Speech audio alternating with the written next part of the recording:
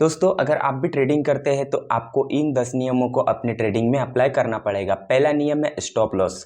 अगर आप stop loss लगाते हैं तो आपका ट्रेडिंग अमाउंट जो है, अगर आपने स्टॉप लॉस सेट किया है तो आपका उतना जाके एक तो आपको प्रॉफिट मिलेगा या 2 गुना 3 गुना टारगेट मिल सकता है। तो स्टॉप लॉस लगाना बहुत ही ज़रूरी है। स्टॉप लॉस लगाएंगे तो आपका कैपिटल बचा हुआ रहेगा। ये हो गया पहला नियम। अब दूसरे नियम की बात करें। देखिए, स्टॉप लॉस का एक एग्जांपल बताता हूँ। जैसे आपके पास में 100 रुपये है और आपने 5 रुपये पे स्टॉप लॉस लगा दिया। ठीक है, आपका 100 रुपये का ट्रेड है, 5 रुपये पे स्टॉप लॉस लगा दिया तो आपका अगर प्रॉफिट हो जाएगा तो आपका 1:2 का रहेगा, तो आपका 10 रुपये का प्रॉफिट हो जाएगा। ठीक है, 105 रुपये हो जाएगा। अगर लॉस होगा तो 5 रुपये होगा, आपका 95 रुपये बचा रहेगा। इसलिए स्टॉप लॉस लगाना बहुत ही ज़रूरी है। अगर आपका एक स्टॉप लॉस हिट होता है तो आपका 95 रुपीज़ बचा रहेगा। आपका दूसरा ट्रेड करेंगे तो उसमें प्रॉफिट हो जाएगा, तो क्लियर हो जाएगा। ठीक है, 1:2 से नीचे का टारगेट नहीं लेना है आपको, 1:2 1:3 का ही टारगेट लेना है ताकि आप प्रॉफिट में रहो। ट्रेडिंग में अप्लाई करने के लिए दूसरा नियम है दोस्तों, रिस्क मैनेजमेंट। रिस्क मैनेजमेंट एक ऐसी चीज़ होती है, जैसे आपके पास में 10,000 रुपये है तो आपको पहले ही डिसाइड करना होगा कि 10,000 में आपको एक दिन में कितना लॉस लेना है, 1,000 रुपये लेना है या 500 रुपये लेना है।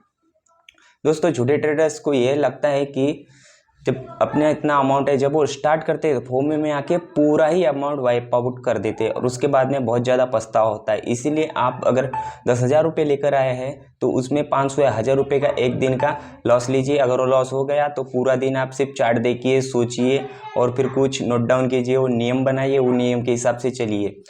ये इसी को रिस्क मैनेजमेंट कहते हैं। और अब तीसरे नियम को देखिए, अगर अप्लाई करोगे आप इमोशन कंट्रोल, यह भी बहुत ज़रूरी होता है। मैंने आपको अभी बताया कि फोमो में आके आप पूरा एक दिन में अमाउंट को वाइप आउट कर देते हो, जीरो कर देते हो। इसलिए आपको ट्रेडिंग में इमोशन को अप्लाई करना है दोस्तों। आपको इमोशन से ट्रेड नहीं करना है, आपको एक लॉजिक से ट्रेड करना है। जो आपका स्ट्रैटेजी बना हुआ है उसी स्ट्रैटेजी पे अगर आप ट्रेड करेंगे तो आप प्रॉफिटेबल बनेंगे। उस स्ट्रैटेजी का ये मतलब होता है आपको वह स्ट्रैटेजी दिन में 2 से 3 ट्रेड देगी। ठीक है, जैसे आपके पास में 10,000 रुपये है तो आप एक ट्रेड में अगर 2 से दिन में अगर 4-5 भी लॉस लेते तो उस स्ट्रैटेजी पे आपको पूरा लॉस होने ही नहीं देगी। ठीक है, क्योंकि आपको ज़्यादा ट्रेड नहीं मिलेंगे, 2-3-4 ट्रेड मिलेंगे, आप उसी पे उतना लॉस लोगे। ठीक है, तो इस वजह से आपको इमोशन कंट्रोल तो है, लेकिन उसके साथ में इमोशन कंट्रोल में आपको लॉजिक को यूज करनी चाहिए। लॉजिक को यूज करने के बाद में आपको क्या होगा, ट्रेडिंग स्ट्रैटेजी आती है। ट्रेडिंग स्ट्रैटेजी वो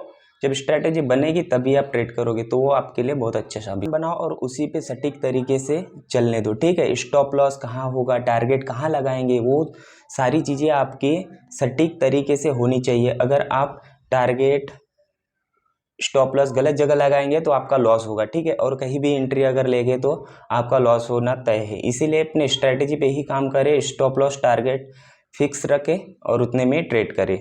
ठीक है, अब नियम 5वां, ओवर ट्रेडिंग से बचे। बार बार ट्रेड ना करें और बड़ा लॉस ना ले। ठीक है, और लिक्विडिटी ट्रेड चुने। लिक्विडिटी ट्रेड कैसे चुनना है मैं आप और एक वीडियो बना दूंगा, अगर आप कमेंट में बोलेंगे। तो लिक्विडिटी ट्रेड वो होता है जैसे मार्केट ऊपर जाता है, ठीक है, वो एक ऑर्डर ब्लॉक होता है। ऑर्डर ब्लॉक में लिक्विडिटी छुपी होती है, उस जगह में आप अगर ट्रेड करेंगे तो आपका अच्छा खासा प्रॉफिट हो सकता है।